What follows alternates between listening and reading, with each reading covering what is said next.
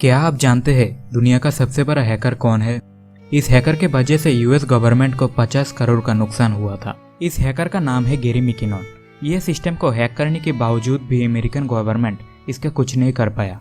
साल 2002 में गैरी मिकिनॉन नामक इस हैकर ने 13 महीनों में नासा और यूएस मिलिट्री की 100 से भी ज्यादा कंप्यूटर को हैक कर लिया था और उन सभी कंप्यूटर में एक वायरस छोड़ दिया था और एक मैसेज भी छोड़ दिया था जिसमें लिखा था आपका सिस्टम हैक हो गया है। इस हैकर ने मिलिट्री सिस्टम को हैक करके यूएस आर्मी के हथियार अपने कंट्रोल में कर लिया था, वो भी किसी और के घर में बैठे बैठे, और एक ही झटके में वो कंप्यूटर से सारी इंपॉर्टेंट डाटा डिलीट कर दिया था। यूएस गवर्नमेंट इसको सजा देने के लिए इसको अरेस्ट भी किया था, बट यूएस के लोगों ने इसका हैकिंग देखकर बहुत इम्प्रेस हो गया और गवर्नमेंट के ऊपर दबाव डालना शुरू कर दिया इसे छोड़ने के लिए। और आखिर में पब्लिक पॉइंट ऑफ व्यू देखकर यूएस गवर्नमेंट इसको छोड़ दिया और आज के दिन में ये आदमी एक अमेरिकन कंपनी का मैनेजर है और आज के दिन में ये आदमी अमेरिका में ओपनली घूम रहा है। क्या आप पैरेलल वर्ल्ड में यकीन करते हैं? अगर नहीं तो ये फैक्ट आपके लिए है। ये 2018 की कहानी है। एक आदमी जिसका नाम है दिएगो एबेलिस, वो एक दिन रास्ते से चल रहा था। चलते चलते अचानक उसे एक कॉइन मिला जिसमें लिखा था द न्यू जर्मनी और उसमें नाजी का सिंबल भी था। पर नाजी सिंबल और न्यू जर्मनी के साथ पैरेलल वर्ल्ड का क्या कनेक्शन? दरअसल उस कॉइन में ईयर 2039 लिखा था। ये देखने के बाद दिएगो बहुत शॉक्ड हो गया था। उसने ये कॉइन उसके एक साइंटिस्ट फ्रेंड को दे दिया था, वो भी बहुत शॉक थी। बाद में उसका फ्रेंड ये कॉइन उससे भी बड़े साइंटिस्ट के हवाले कर दिया था। इस कॉइन के ऊपर बहुत रिसर्च हुआ है और अभी भी हो रहा है। काफ़ी साइंटिस्ट का मानना है कि ये कॉइन कोई पैरेलल वर्ल्ड से आया है। वो मानते हैं कि हमारे अर्थ का एक पॉसिबल टाइमलाइन उस दुनिया में चल रहा है। अगर सही में कोई पैरेलल वर्ल्ड है तो उस दुनिया में शायद जर्मनी सेकेंड वर्ल्ड वॉर जीत गया होगा। इसलिए शायद उस कॉइन में 2039 होने के बावजूद भी न्यू जर्मनी के साथ नाजी का सिंबल था। 1998 में जापान की कंपनी सोनी ने एक बहुत ही अच्छा कैमरा रिकॉर्डर लॉन्च किया था।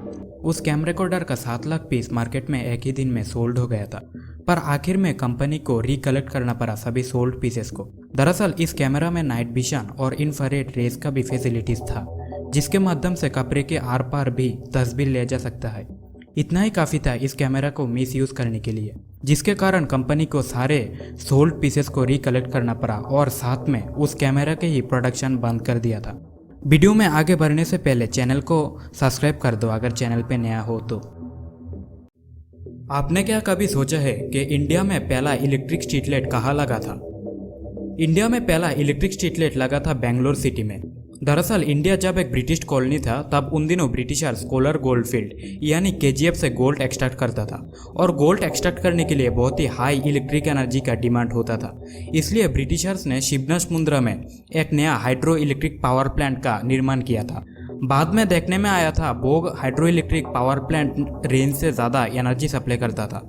इसलिए महाराजा नलवादी कृष्णराजा वादियार ने डिसाइड किया था बाकी सभी बचे पावर्स को स्ट्रीट लाइट में यूज़ करेंगे। ईयर 1996 में बेंगलोर सिटी में पहला स्ट्रीट लाइट जला था और बेंगलोर में मेन पावर जनरेट करने का क्रेडिट जाता है मेजर SAGD लॉर्ड बेनियर को। स्क्रीन में जो कमरा देख रहे हो वो कोई मामूली कमरा नहीं है। इस कमरे में आप 45 मिनट के ज़्यादा टिक नहीं पाओगे। यह कमरा वर्ल्ड का सबसे शांत कमरा माना जाता है। दरअसल 2015 में माइक्रोसॉफ्ट इस कमरे को बनाया था। इस कमरे को निर्माण करने के लिए 10.5 करोड़ की लागत भी आई है। यह कमरा वाशिंगटन DC में माइक्रोसॉफ्ट के हेडक्वार्टर में है। इस कमरे का खास बात यह है कि इसमें बाहर का कोई आवाज़ अंदर नहीं आता है। इस कमरे में अगर आप चलने की कोशिश करेंगे तो आपको अपने बोन मूवमेंट का साउंड सुनाई देगी और अगर स्टेबल पोजीशन में खड़ा भी रहे तो भी आपको अपने हार्ट बीट सुनने को मिलेगा। इससे पता चलता है यह कमरा वर्ल्ड का सबसे शांत कमरा क्यों है। एक सिंपल टाइपिंग मिस्टेक का कीमत कितना हो सकता है? क्या पहले कभी आपने सोचा है? यह फैक्ट सुनकर आपके होश उड़ जाएंगे। यह दुनिया का सबसे महंगा गलती माना जाता है। 2006 में जापान की company Mizo security share holder ने जैकॉन नामक मार्केट शेयर को बेचने का योजना बनाया था। उस टाइम में कंपनी का एक शेयर का प्राइस था 6,10,000 येन। आपके जानकारी के लिए बोल देता हूँ, येन जापान का करेंसी का नाम है। तो हुआ ये है कि उस कंपनी का ब्रोकर की टाइपिंग की गलती के कारण ये शेयर्स बहुत ही कम दाम में बेचना पड़ा। वो ब्रोकर ने एक शेयर को 6,10,000 येन के बदले में 6,10,000 शेयर को 1 येन में बेच दिया था। ये कंपनी का सबसे बड़ा भूल था, जिसके कारण कंपनी को 225 मिलियन $, यानी 1400 करोड़ का नुकसान हुआ था। हालांकि कंपनी इसका विरोध भी किया था, पर स्टॉक एक्सचेंज शेयर को उसी प्राइस के हिसाब से बेच दिया था।